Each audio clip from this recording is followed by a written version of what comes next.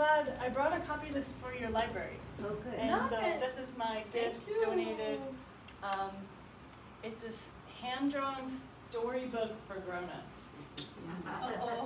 Anyway, about how compassionate people can take over the world in the coolest of ways. So I am so happy to be here. I am from Alaska originally, so when I turned 50, I began traveling. My kids were grown, I could leave, so actually my car is in the parking lot. You'll see the Alaska license plate. Had a blast driving all over. Found myself in Joshua Tree, and I got a little stuck, as maybe happened to some of you. I'm very strongly considering staying, but I don't. I'm still working through the whole tax thing, but it's a beautiful place. I love the energy. There's so much that's similar to Alaska in the sense of the beautiful gift of nature, the wildness. It's the complete opposite of Alaska right now, by the way, but same concept. You just don't leave the house for about a month. Or like, I was like, I'll just hike at 7 a.m. No, I won't hike at 7 a.m. either this month. So anyways, what I want to talk with you all today about is probably something that's been on my heart. I'm guessing you feel it too. My mission in this life that I know of so far is to empower compassionate people, because I experienced it myself, and then in my work as a therapist with a bunch of other people, families, all the way the gamut, from folks coming in off the streets just lost in addiction, to their families, to mental health, to couples work, to then private practice, where I started working with all the helping and healing professionals coming to me from my state and realizing this problem's basically all of our problem. This problem affects, if you have a compassionate heart, if you are conscientious or empathic, or however your compassion works in your unique personality, it is really tricky to figure out how to be a person in this world, not lose hope, still give a shit, if I may use that therapeutic term. Like, keep your compassion, not fall prey to the constant barrage of messaging that is either going to tell you to be really selfish, because life will be a lot easier if you will, just think about me, me, me, me, me, or give and care till you completely burn out. Keep all the people pleased, make everybody happy, perform yourself to death, however that works. And there's this middle way that makes it so that our heart is fully open and we walk fully in our power. Can you imagine with me if compassionate people around the world were fully in their power? We'd have a different world. We'd literally have a different world. And so for me, as that came up, I know there's tons of us. I'm talking with us right now. There's tons of us who have this exact same mission, and we're all doing it in our own unique ways. But if the compassionate people are awake to who they are and freed from the mental chains of their disempowerment, for the most part, everything changes. But it starts with us. And that's what I want to talk about today, something that is, while we see around us 10 million houses of cards falling apart, and no matter what side you're on, it's on your side, it's not on your side, it's everywhere, like everything's falling apart, right? In this sense. Well, I want to share with you this vision I have that fills me with so much hope, so much joy, so much excitement. It's why we're here, it's why we dropped in, it's why we're in a body, and it's what we can do. And makes me I wake up every morning with a sense of joy and excitement to be part of this beautiful change happening in this world. And here's how it works. All right, I'm gonna give you the Molly version of this, and my brain is very special, as are some of yours. I've already seen that. So interpret this however you will. This is how my brain thinks about it, okay? We start with this path of awakening. And for each one of you, that path probably started a little bit differently. Something made you say, the way things are isn't okay. Think about when you first had that sense of, like, the way things are isn't okay. Now, it might have actually been because you were getting, like, individually targeted, or it might have just been looking out at the world going, why is it like that? The way things are isn't okay. And that probably kept happening, because the way things are isn't okay, on multiple fronts, right? So that's actually a really, really good thing, because many folks kind of, I don't know, it's easy to stay asleep here. There's a whole lot of energy that goes into keeping humans asleep. So when you start waking up, it's very uncomfortable. It does not feel good, but it is actually, as you know, once you're on the other side, oh baby, this is exactly what you want. It's really, really good. It's just very uncomfortable. Then you engage in this path of beginning to wake up in various attempts to solve it. And I want you to think about the attempts you made to solve it. I'm gonna stay in this system, and I'm somehow gonna make this discomfort go away. Some of us, I'm gonna perform so well that it's gonna feel good to be here. And you might, you got the A's, or you get the best grades, or you have the best body, or whatever way performing is supposed to look like for you in the unique context you came from. Some of us are like, I'm gonna keep all the people pleased. And if I can just keep all the people pleased, then that will make everything feel okay. Like, that will give me a sense of approval, belonging. Maybe everything will start making sense then. Well, now that goes. Well, and if you don't, come see me, I'll help you. But sometimes it's so, I met so many people for a time I was working in residential treatment, and it was amazing how many compassionate, empathic people I met who drown themselves in booze, in substances, in whatever, just to make the pain stop. There's a whole lot of us who, okay, if I can't perform my way out of it, I'm gonna dissociate from it. As we all know, there's many ways to dissociate. Nothing against binging on Netflix, but when we do it all the time, it's usually dissociation. Okay, so finally we come to this point though, we're in this awakening path, and finally we come to this point where we go, okay, yes, there's a problem, and yes, I need to step outside of the problem in order to solve the problem. Something different. I have to do something different. And this is where a whole lot of us think about how this happened for you. I was just talking to somebody who their path of awakening, somebody handed them, they were working in the legal profession, and one of the attorneys they worked with handed them Autobiography of a Yogi. Boop, began. Yeah, think about yours. There's 8 million different ways this can happen. It can literally be out on a great hike. Nature just speaks. There's so many, meditation. Maybe I should try meditation. You do it, and then there's that one meditation day where something happens that's really different. There's so many different ways we set on this path, and I know you're all here because you're on it. You know exactly what I'm talking about. So why are you even here? It's 100 degrees outside. Why are you here? Because you're on this path.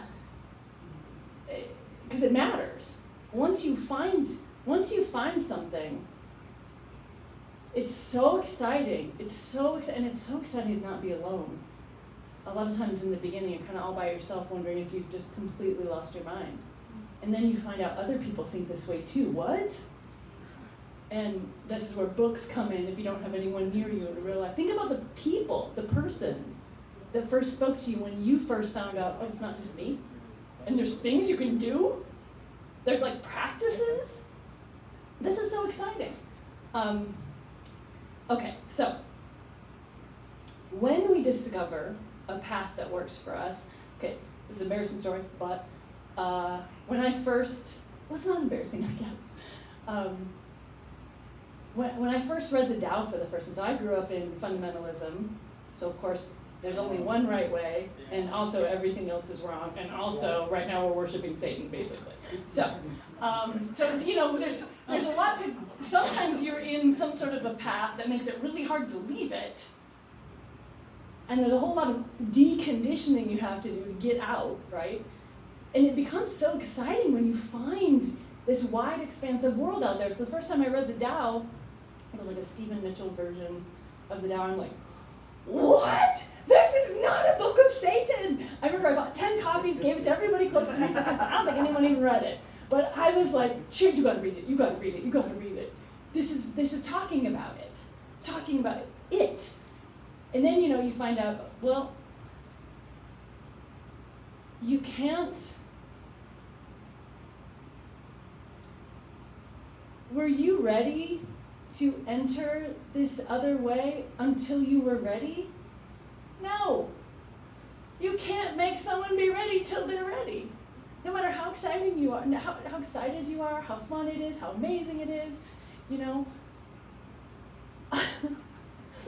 I've been an evangelist for a lot of things. Oh my gosh, you gotta try meditation, it's so cool, No. Why would I want to just sit there and do nothing? No. But then I thought about it, I was the same exact way. Why would I want to sit there and do nothing? Until you experience it, it's not really fun. So our job, we become this messenger. And this is the whole point of what I want to talk about today. Because you all here, you are on this path. There's no ranking of worth, by the way, in our awakening, so I'm not talking about anything like that.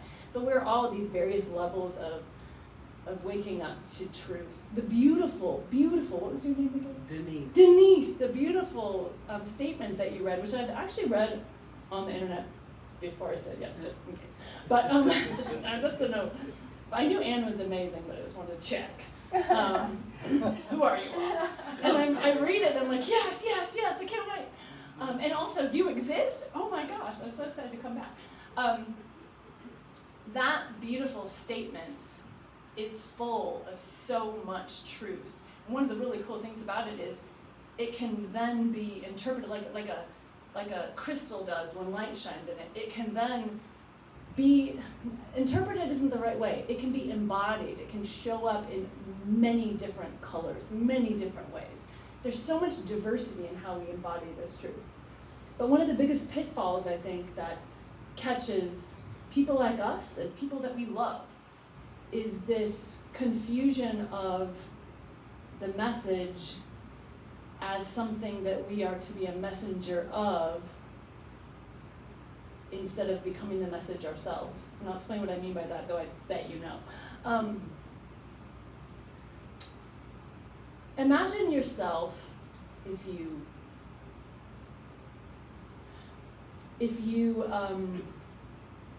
I'm super visual, so if you don't experience visuals when you meditate, just feel this with your body. Imagine it physically with your own body. I want you to imagine, you're welcome to shut your eyes or keep a soft focus. Imagine yourself as a messenger. And I like to, for this, go ahead and put a billboard about me. Like when you're walking around the old-fashioned way where you have that big billboard. Actually, they're still doing it with costumes. Imagine yourself as a messenger. Maybe you're a dancing messenger. I don't know what. Yeah, I bet some of you are. I do dance. Yeah, definitely. Cool. So you have the words of truth written on you. And you are, everywhere you go, you are this messenger. These words of truth written on you, the words that mean the most to you, and they can be anything. There's some really beautiful words written right up there. I was enjoying them while I was sitting in the back. Any words of truth you want, imagine them written on you somehow with the signage or your costume, and you're walking around in the world and you are a messenger. And I want you just to imagine, there's no right, there's no wrong with this. Imagine how it feels to be you walking around with these words of truth on you. Everywhere you go, you spread this message because you are a messenger. Okay, that's pretty cool. But now I want you to try something just a little bit different.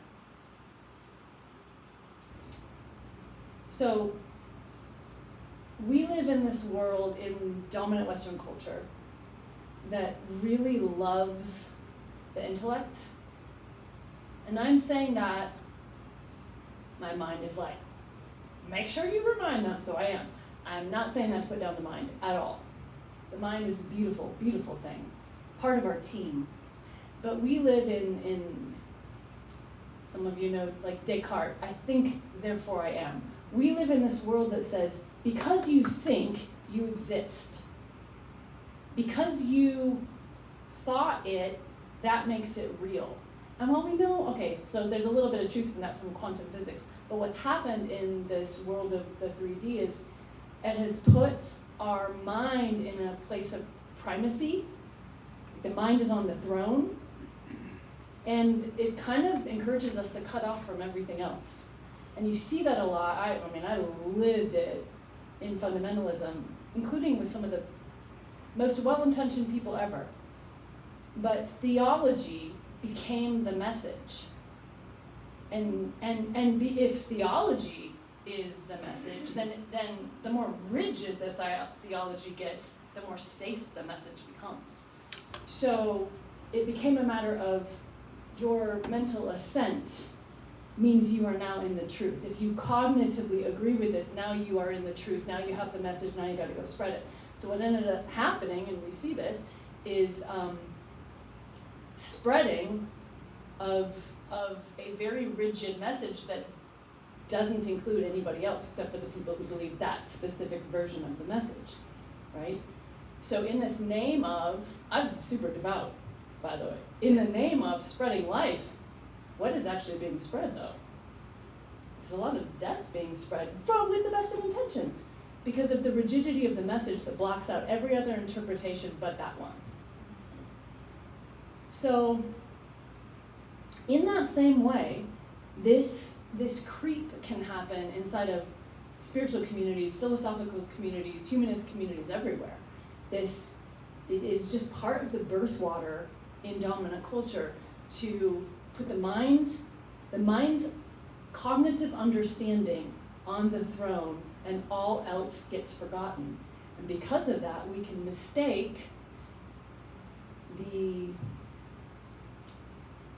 words of the message for the message, the theology, so to speak, of the message for the message, instead of understanding it in its right place. The heart, I like to think of the heart as the holy temple and the place of primacy, and all other members as teammates. The mind is a beautiful teammate. Understanding things is really fun. I really like thinking. Thinking is great. Thinking is not the leader, and thinking something doesn't prove that I know it at all.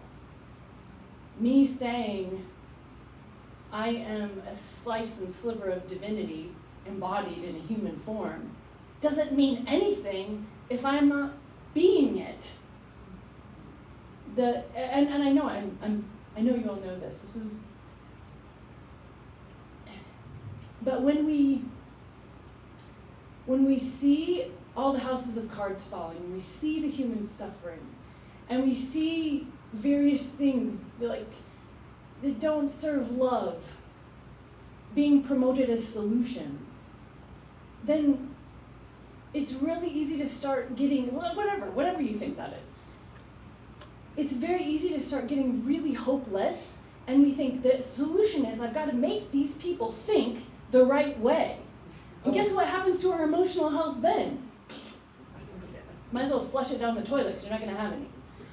There's no emotional health when I have to make everybody think a different way. It's like a cloying perfume for humans, I think. Like, you know those old cartoons? And here comes the perfume, and then Bugs Bunny's like, wah. It's like that. It's this if you can just get them to mentally assent to a thing, everything will be solved. And then what happens to your energy when you have to get people to mentally assent to a thing? What happens to your energy? What happens to your body? What happens to your physical health? What happens to your heart? What happens to your hope? What happens to your joy? What happens to your peace? There's none.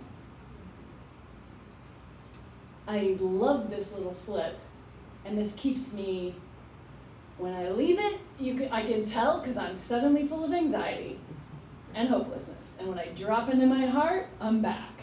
The flip is, you are the message. I am the message. The message is embodying love. The message is, I see trash on the street next to, not in a performance way, I don't mean this at all, but how about I pick it up? How about I be the change? In that beautiful quote, be the change you want to see. If in those areas where I am not, how about a family reunion, for example? That's a really great testing ground. The classroom of classrooms. That's your PhD in becoming love for many of you. If I can go to the family reunion and just love, all right, now we're cooking with gas. That's being the message. But if I just know a thing and I go to the family reunion and I'm, you know, and I know I don't talk to him because he's an asshole, and you know, and then I'm going to tell my cousin, and whatever, however yours works, I don't know, or whatever your difficult classroom is, that's your PhD program. We often don't think of that as like our highest act of spiritual service. That is the classroom of classrooms. If I can embody it there, I can do it anywhere. If I can be love here, I can be love anywhere. So I'm not talking about dissociating from emotions. I'm not talking about not feeling feelings or having, sometimes there's, you know, boundaries that have to be set. I'm not totally in support of all those. What does love look like in me? I'm pretending to be a Alaskan woman named Molly in her 50s right now. It's the greatest cosplay ever. How would love like to be embodied in me? What's that going to look like? What does love want to do through me? How do I take care of myself, actually? Because love is both ways, multi-directional. So love isn't me pouring myself out. Love isn't me stressing out. Love is me, though. Guess what? I'm going to go stand up and show up for people who are getting hurt. I'm going to speak out, and I'm going to do things that terrify my nervous system because it's used to generations of do not stick your head up ever. They cut those heads off. You've like the ancestors in our bones remind us, don't do it. Don't find your power. Bad idea. Terrible. You know what they do to people who find their power? Literally, yeah. We have, no matter where you come from and what lineages you come from, it hasn't been a good world for compassionate people who find their power. Some of you are wearing like little symbols around your neck. One of them, what happened to one of them, who came into power, started talking. We come by our terror and our fear and our worries honestly, but just ask, you know what, I'm safe enough. You're safe enough, probably. Check in, make sure. What would be the consequences? Oh no, someone's not going to like me on Facebook. I don't know, what are your consequences? Do you know what I mean? There's no stakes right now. Okay, so what would love have me do? How do I embody love? How do I embody love right now? This morning, when I'm really grumpy because I haven't had my coffee yet. I have had my coffee, don't worry. But, does that make sense? It's just little things. How do I embody love at the supermarket? How do I embody love? That's my goal. That's the measure of our spirituality. And this is what I'm going to close with. Check this out. And there's a bit of this in this book. Okay, so. Hope there's no etymologists in the room because I'm probably going to get some of the specifics about this wrong. But, okay, caterpillar. Caterpillar is doing a perfect job of being a caterpillar. Some of them ate some of the plants on my back porch and I'm so mad at them. But anyways, other than that, caterpillar is just eating and growing, consuming, right? There is this moment in time when the caterpillar doesn't want to be a caterpillar anymore. What causes that? Check this out. There are these things inside the caterpillar called liminal discs. I know just enough about this to be dangerous. I'm really worried about this being on the internet. Okay, so these liminal discs is what scientists call them. They are actually butterfly cells.